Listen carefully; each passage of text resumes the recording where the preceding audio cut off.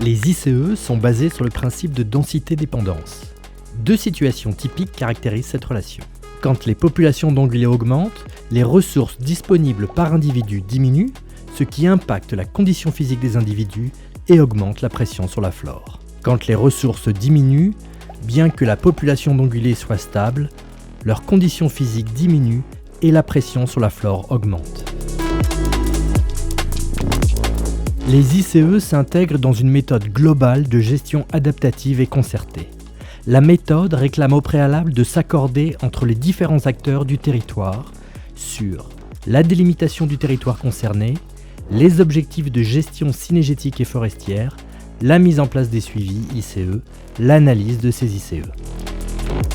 Les ICE sont des outils pour suivre les variations temporelles de l'abondance relative des populations, de la performance des animaux, de la pression sur la flore. Pour chacun de ces ICE, il existe donc des protocoles spécifiques à respecter rigoureusement dans la manière et dans le temps. Les circuits d'observation des animaux doivent être effectués sur les mêmes parcours, aux mêmes périodes, année après année. Les mesures biométriques doivent être systématiques et réalisées avec la même précision. Les mesures de consommation de la flore et d'abrutissement des essences objectifs doivent être faites aux mêmes placettes, année après année.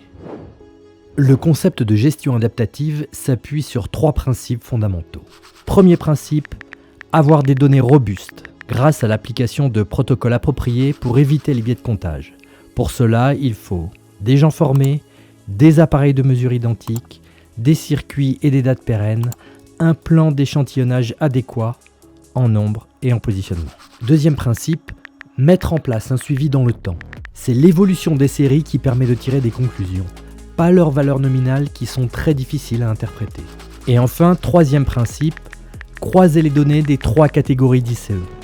Interpréter une seule catégorie d'indices n'aurait aucun sens. Les cas d'interprétation suivants montrent l'importance d'analyser ensemble tous les indices. Dans chacun des cas suivants, on constate en premier que l'abondance des cerfs augmente. Alors si la performance des animaux diminue et la pression sur la flore augmente, on est dans un cas possible de déséquilibre avec des animaux en sureffectif. Si la performance des animaux ne diminue pas et la pression sur la flore est stable, on est dans un cas de colonisation. Il n'y a pas de déséquilibre, il faut suivre la situation.